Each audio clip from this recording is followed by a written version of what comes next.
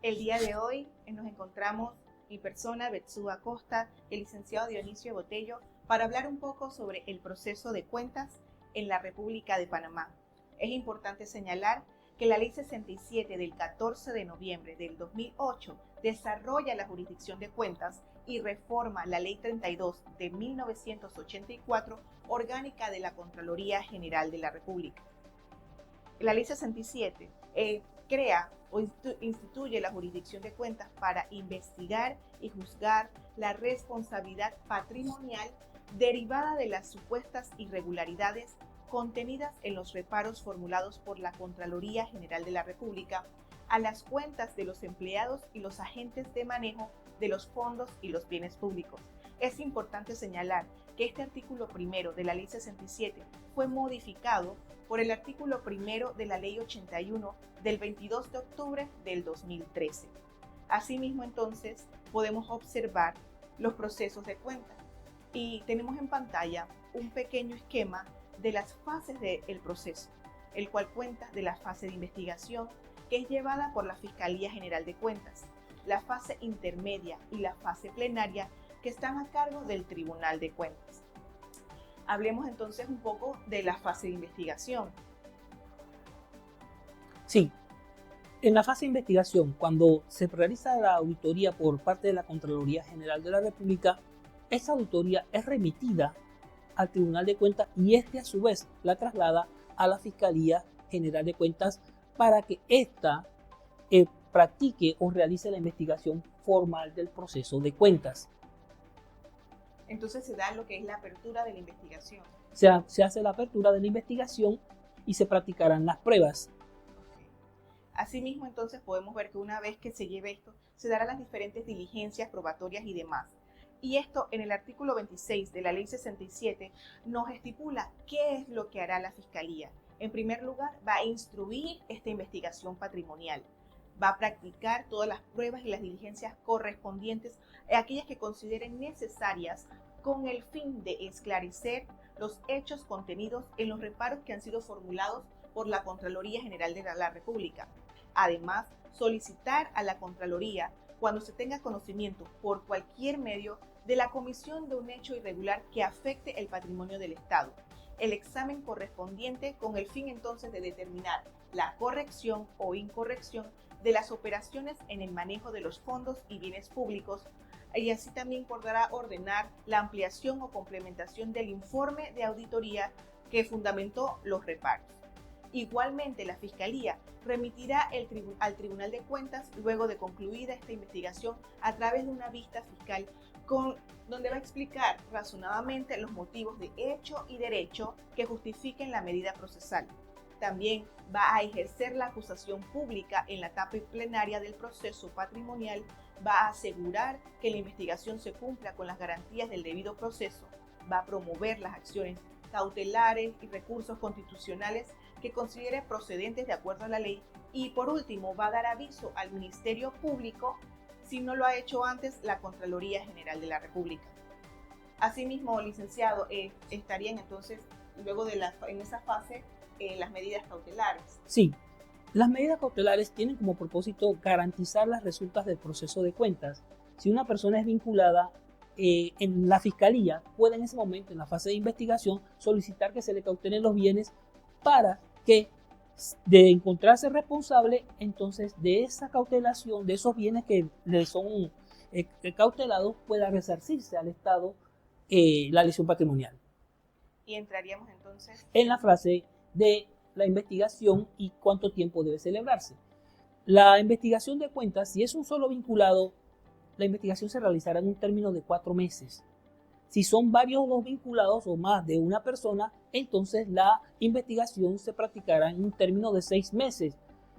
Culminada esa fase, si la investigación no es concluida, la Fiscalía General de Cuentas remitirá al Tribunal de Cuentas el expediente solicitando una prórroga y un término adicional. ¿Y de cuánto puede ser ese término adicional? De 2 meses. Entonces, si hacemos la cuenta, si es un vinculado es de 4 meses. Si son varios vinculados es de 6 meses, y con prórroga, si se otorga la prórroga, entonces son 2 meses más. Eso indica que en total podrían ser hasta 8 meses una investigación de un proceso de cuentas. Muy interesante. Y asimismo, como señala el licenciado, en esta parte de investigación se pueden llegar a acuerdos con los investigados. El proceso de cuentas puede terminar con el acuerdo que logre el fiscal general de cuentas con la persona investigada, siempre que se restituya el monto de la lesión patrimonial. Dicho acuerdo debe ser aprobado por el Tribunal de Cuentas, con lo que quedará cerrado el proceso. Así es, pero es importante hacer una distinción en este momento, porque en esta fase lo que se da es una restitución y no un pago. ¿Y por qué se habla de restitución y no de pago? Porque cuando se restituye no hay un juicio, o sea, no se ha entrado, no se está llamado a juicio, sino que el fiscal de cuentas dice, usted desea pagar, y pongamos el ejemplo, si una persona tomó $1,000 o se apropió de $1,000, le dice, bueno, usted desea pagar la lesión patrimonial, dice, yo voy a pagar. En ese momento con la restitución no tiene intereses. Pero ¿qué ocurre cuando ya pasa la fase, o sea, el proceso avanza en todas sus fases y ya se te declara patrimonialmente responsable? Entonces en ese momento ya se te cargarán intereses a la lesión patrimonial. O sea, que estarías pagando los $1,000 más el interés.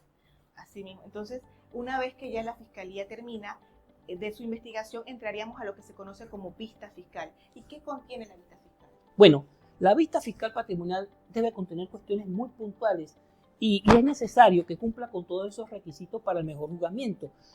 Debe de tener la descripción clara y precisa de los hechos y las circunstancias que dieron origen a la investigación de cuentas, la indicación de las fechas que comprende la dependencia o el lugar donde ocurrieron y la infracción o la infracción presuntamente cometida, con la exposición de la cuantificación concreta de la lesión patrimonial causada, las diligencias y pruebas practicadas para determinar la veracidad de los hechos y las circunstancias investigadas, la identificación completa de los nombres y apellidos, el número de cédula de las personas y demás generales de las personas a quienes pueda exigir la responsabilidad patrimonial, así como los cargos que desempeñaban o hayan desempeñado en la entidad correspondiente o su condición de persona natural o jurídica.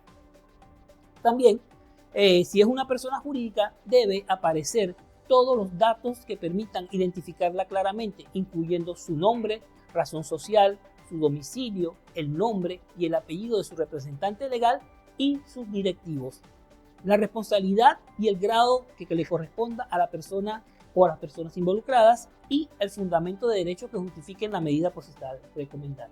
Bueno, una vez que se haya emitido esta vista fiscal, entonces entraríamos a la fase intermedia, en donde la lleva el Tribunal de Cuentas, y recibimos entonces ese expediente con la vista fiscal patrimonial. Los investigados en esta etapa, por medio de abogado, pueden advertir de las fallas o de los vicios de la investigación, y también pueden oponerse a los fundamentos fácticos o jurídicos o objetar cualquier conclusión.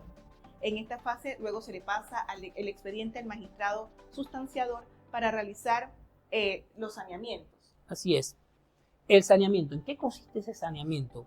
Dentro de los 10 días hábiles después de recibido el expediente y la vista fiscal, el magistrado sustanciador revisará y determinará el cumplimiento de lo siguiente: las formalidades que se hayan observado en el trámite exigido por ley, que no existan vicios que puedan causar la nulidad. De encontrarse fallas o vicios, ordenará al fiscal general de cuentas lo procedente para su saneamiento en un término no mayor de 15 días. Bueno, y es importante señalar que luego de esto entonces entraríamos a la calificación del mérito de la misma investigación. De no haberse encontrado fallas o vicios, el magistrado sustanciador, fundado en las pruebas recabadas, entonces elaborará un proyecto que someterá al Pleno. Y creo que es importante que aclaremos que el Pleno es el conjunto de los magistrados que forman el Tribunal de Cuentas, porque somos un tribunal colegiado. Entonces, luego ellos van a calificar el mérito de la investigación dentro de los 15 días y adoptará alguna de las siguientes medidas: la corrección, ampliación o complementación de la investigación para el perfeccionamiento de la misma. Se realizará el llamamiento a juicio de la persona o las personas investigadas por razones fundadas. Se ordenará el cierre y el archivo del expediente cuando las irregularidades sean infundadas, o ordenará el cese del procedimiento de cualquiera de las personas investigadas cuando no se deduzca responsabilidad en base a lo que dice el artículo 52. Sí, creo que aquí es importante hacer una aclaración, porque en la práctica se ha dado que las personas confunden cuándo debe darse el cierre y archivo o cuándo debe darse el cese del procedimiento. En realidad, el cierre y archivo del proceso debe darse cuando las irregularidades investigadas son inexistentes, o sea, no existe ninguna irregularidad. Se demostró a través de la investigación que no hay irregularidades, en ese caso lo que se solicita es el cierre y archivo. Pero cuando la irregularidad se dio, pero alguna de las personas que fueron investigadas no tiene responsabilidad alguna en ella, entonces en favor de esa persona puede decretarse el cese del procedimiento para ella, para liberarlo pues del proceso patrimonial. Bueno, y es importante señalar que en caso de que se ordene la corrección, la ampliación, la complementación de la investigación, la Fiscalía General de Cuentas va a contar con un término de no más de un mes para cumplir con lo dispuesto por el tribunal. Esto está en el artículo 52 de la Ley 67. Y luego viene lo que conocemos como llamamiento a juicio. Sí, bueno, el llamamiento a juicio, que es una de las medidas, se hará mediante una resolución que debe contener las razones de hecho y derecho, así como el encauzamiento dirigido a establecer la responsabilidad patrimonial de él o los procesados. Y, licenciado, ¿qué debe contener esta resolución de llamamiento a juicio? La resolución de llamamiento a juicio debe contener una referencia clara y precisa de la investigación y su origen, la entidad o la institución en que se dio la acción o la omisión, la identificación clara de las personas involucradas, sus nombres, apellidos, números de cédula y demás generales, el cargo y funciones, el grado de participación en las irregularidades, la responsabilidad que se le imputa, la cuantía del daño, las medidas cautelares decretadas si es una persona jurídica, todos aquellos datos que permitan identificarla plenamente, normas generales y reglamentarias infringidas y el recurso que cabe en contra de ese llamamiento a juicio. ¿Y cómo debe ser notificada esta resolución que llama a juicio? Bueno, la ley nos señala, ¿no? Sí, así es. La resolución señala que la resolución que llama a juicio debe ser notificada personalmente al vinculado o en ese momento al procesado. No se puede notificar de otra forma, tiene que ser de manera personal. En caso de que se desconozca el paradero, esta notificación de los reparos será emplazada a través de una publicación de un edicto de 5 días en un diario de circulación nacional y en ese caso, después del emplazamiento, podrá designársele un defensor de ausente. Asimismo, entonces, entramos a lo que es el recurso de reconsideración, que básicamente nos dice la norma que en la resolución de reparos solamente cabe el recurso de reconsideración, que deberá interponerse dentro de los 5 días hábiles siguientes a la notificación. El Tribunal de Cuentas debe decidir este recurso de reconsideración en un término no mayor de 15 días hábiles. Toda intervención o recurso de los procesados deberá realizarse o interponerse por conducto de apoderado judicial. Es correcto. Asimismo, entonces, nos llega la pregunta, ¿cuándo queda ejecutoriada esta resolución? Bueno, la resolución de reparos queda ejecutoriada 3 días hábiles después de su notificación al fiscal general de cuentas y a los procesados o 3 días hábiles después de haberse notificado de la resolución mediante la cual se resuelve el recurso de reconsideración. En este momento es importante señalar que la norma que ustedes están viendo en pantalla dice que 3 días, pero evidentemente existió un error cuando redactaron la ley, porque si tienes 5 días para reconsiderar en contra de la resolución de reparos, no puede estar ejecutoriada en 3 días. Evidentemente existe un error en esa situación, debe ser 5 días, igual que el término para interponer la reconsideración. Bueno, es importante igual señalar que una vez que quede ejecutoriada, entramos entonces a lo que conocemos como la fase plenaria, que como dijimos anteriormente es llevada por el Tribunal de Cuentas. Y en esta fase, una vez que quede ejecutoriada la resolución de reparos, el proceso quedará abierto a pruebas en 4 periodos. Es importante señalar que el primer periodo es de 5 días, que es para proponer las pruebas. El segundo periodo, también de 5 días, para aportar cualquier contraprueba. El tercer periodo es de 3 días para objetar las pruebas y contrapruebas, y el cuarto periodo de 30 días para practicar las pruebas en base a lo que nos presenta el artículo 67. Asimismo, entraríamos con la admisión y rechazo de las pruebas, licenciado. Sí, bueno, concluido el tercer periodo, el Tribunal de Cuentas, en un término de 5 días, mediante resolución irrecurrible, deberá decidir sobre la admisión o el rechazo de las pruebas, igualmente ordenar la práctica de las mismas o las que haya al lugar. Interesante. Entonces, luego de esta práctica de pruebas, entraríamos a la fase de alegatos, que básicamente es vencido el término de las pruebas y hasta que se dicte la resolución que decide la causa, el fiscal de cuentas y los procesados, sin necesidad de una resolución, pueden presentar por escrito los alegatos ante el Tribunal de Cuentas.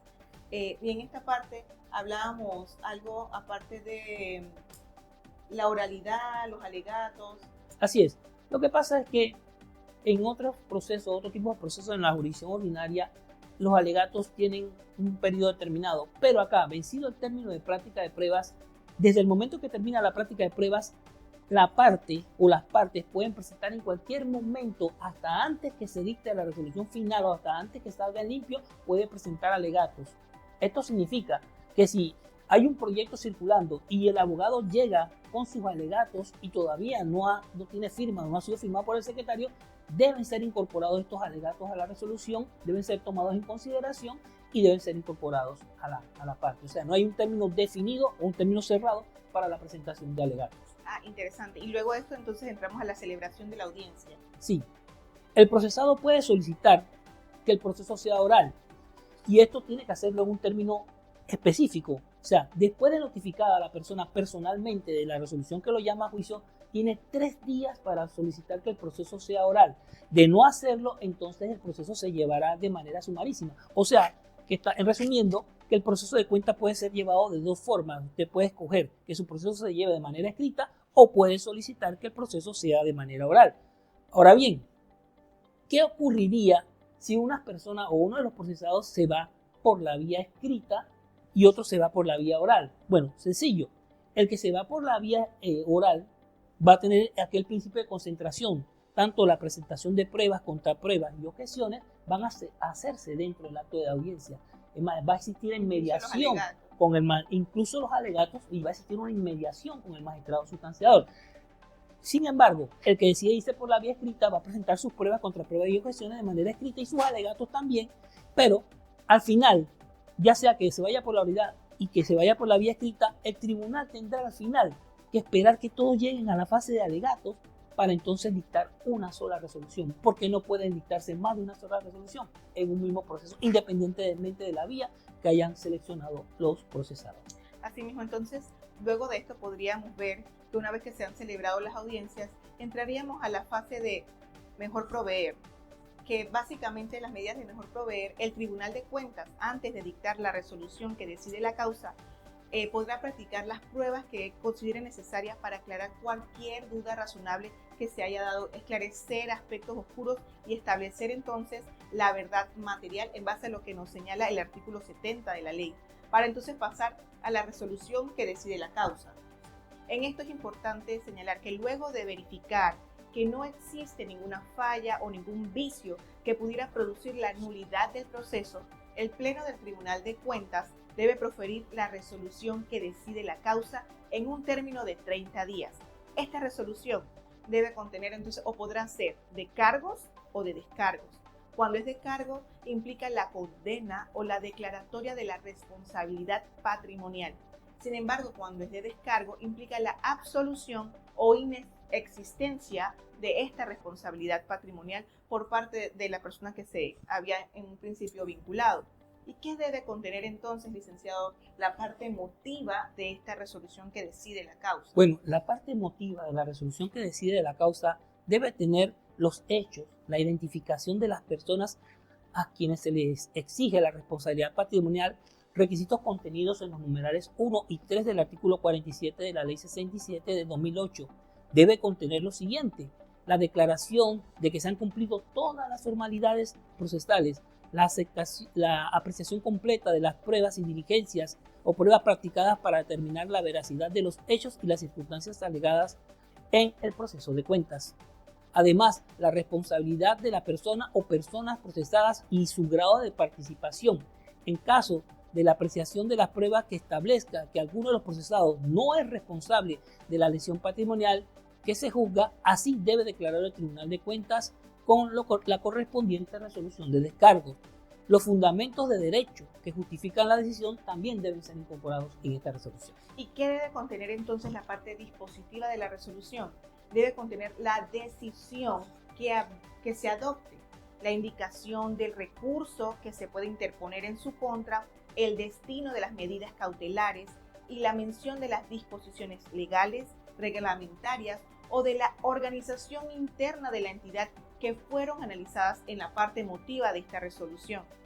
Entonces, asimismo, vemos que hace un momento hablábamos de los intereses, del pago cuando se hace la restitución, no se le cobra intereses. Bueno, en esta parte, la cuantía de la condena señala la ley en su artículo 75 que no será inferior al daño o al menoscabo que haya recibido el Estado y se incrementará con un interés mensual no mayor del 1% que se calculará desde la fecha en que ocurrieron los hechos.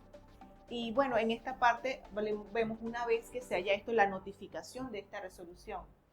La resolución que decide la causa debe notificarse personalmente al fiscal general de cuentas y al apoderado o apoderados judiciales de los procesados y al defensor docente si los hubiera. Y bueno, entonces una vez que se ha hecho esta resolución, vendrían el recurso de reconsideración. Así es. Este recurso de reconsideración que nos estipula la ley, sí. Nos señala que contra él... Sí. En contra de la resolución que decide la causa, podrá interponerse el recurso de reconsideración dentro de los 5 días hábiles a la notificación. El Tribunal de Cuentas dará traslado a la contraparte por el término de 3 días y una vez vencido el término deberá decidir el recurso en un término no mayor de 20 días. Si notas, aquí hay una diferencia. La resolución de reparos y la reconsideración se resolvía en 15 días y esta, que es la resolución que decide la causa, el término que se le otorga al tribunal es de 20 días. Asimismo, la resolución queda ejecutoriada 3 días hábiles después de su notificación al fiscal de cuentas y a los procesados, o 3 días hábiles después de haberse notificado la resolución mediante la cual el Tribunal de Cuentas decide el recurso. Pero aquí tenemos un tema, licenciado. Sí, lo que pasa es que volvemos a ver que dice que la causa queda ejecutoriada 3 días hábiles después de la notificación, pero es que no puede ser nuevamente como mencionábamos antes en el artículo 61, porque si tienes 5 días para reconsiderar, no puede ser que quede ejecutoriada en 3. Allí nuevamente se comete el error porque deben ser 5 días, que es el término para reconsiderar o ejercer o, digamos, interponer una alzada en contra de la resolución de cargos. Y la resolución que decide la causa queda debidamente ejecutoriada, le pone fin entonces a la acción de cuentas. Una vez que ya esté en firme, le pone término entonces a la... Entonces vemos que de repente una vez que ya tengo el recurso, reconsideré a qué acción tengo derecho, qué puedo hacer. Bueno, la ley de cuentas, la ley 67, establece que tienes derecho a una acción contencioso administrativa, ya sea de nulidad o de plena jurisdicción. Esa acción es puesta entonces en contra de resolución. Si te niegan la reconsideración, puedes recurrir ante la sala tercera de lo contencioso administrativo para que entonces se revise la legalidad de la resolución del Tribunal de Cuentas. Y bueno, entonces entraríamos a la fase de ejecución. En esta fase, después de 2 meses de ejecutoriada la resolución de cargos o su acto confirmatorio, el Tribunal de Cuentas remitirá copia de este expediente, al igual de las medidas cautelares que se hayan dictado, a la Dirección General de Ingresos del Ministerio de Economía y Finanzas para que entonces proceda a hacerla efectiva mediante los trámites de cobro coactivo. Así es. En base a lo que nos señala el artículo 84. Sin embargo, luego de haber visto estos temas de las fases del proceso, hay algunos puntos importantes que no hemos tocado. Sí, y creo que uno de ellos es la responsabilidad, el tipo de responsabilidad, porque en el tribunal muchos abogados suelen interponer recursos del doble juzgamiento, pero es importante conocer el contenido del artículo número 4 de la ley 67, que dice: la responsabilidad patrimonial por los actos establecidos en la presente ley es independiente a la responsabilidad administrativa, penal, disciplinaria que ello conlleve. ¿Esto qué significa? Que una sola persona con un solo acto puede incurrir en varios tipos de responsabilidad. Digamos, eres un servidor público y te llevaste algo de la empresa, ahí tienes una responsabilidad disciplinaria. Pero ese bien que te llevaste o el dinero es un bien o un fondo del Estado, entonces tienes un delito de peculado. Pero también, al llevártelo y no reponerlo, has cometido una lesión patrimonial. Entonces, puedes quedar, con estas acciones, puedes quedar destituido, preso, y lógicamente el Tribunal de Cuentas, en ese afán de recuperación de los fondos y bienes públicos, también te va a quitar el dinero, y si llega a la fase final, con intereses. Entonces, en esto también se establece en la misma ley, en su artículo 80, los diferentes tipos de responsabilidad patrimonial ya internamente, la misma responsabilidad ya patrimonial, no como hablado, o sea, la penal es independiente, la administrativa, disciplinaria es independiente, pero entonces la patrimonial, que nos lleva y nos dice que puede ser una responsabilidad directa, principal, solidaria, subsidiaria. Esto de repente puede crear también algún tipo de confusión. ¿Qué podrían decirnos de repente con respecto a esta?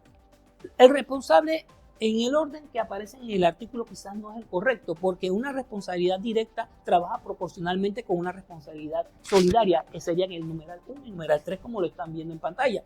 Y la responsabilidad principal trabajaría con una responsabilidad subsidiaria. El responsable directo es la persona que comete la lesión patrimonial, o sea, lleva el peso de la carga de la lesión patrimonial y tiene la obligación de resarcir al Estado.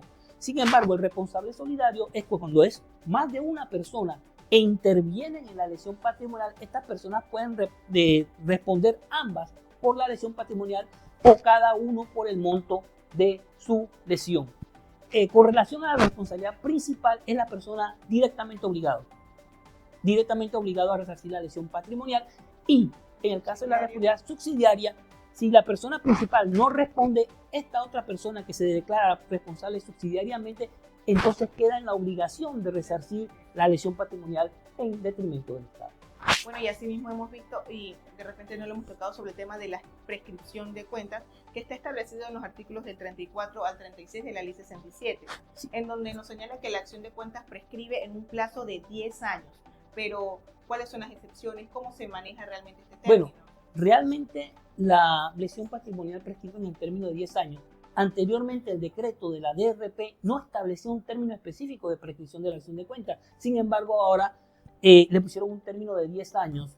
Realmente, ese término de 10 años, ¿cuándo comienza a correr? Desde la comisión del hecho. Ahí comienza a correr. Pero ¿cuándo se interrumpe? Con la primera gestión escrita que se realice para ver la lesión.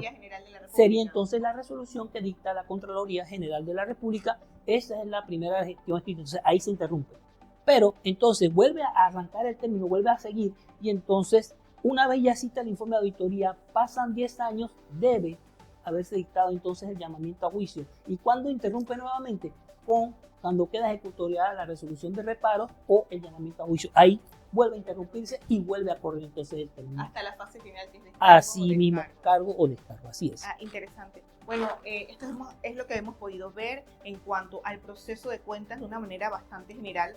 Y aquí les animamos a que puedan escanear este código QR para conocer más sobre el Tribunal de Cuentas y lo que estamos haciendo. Sin más que agregar, pues nos despedimos de ustedes. Muchas gracias.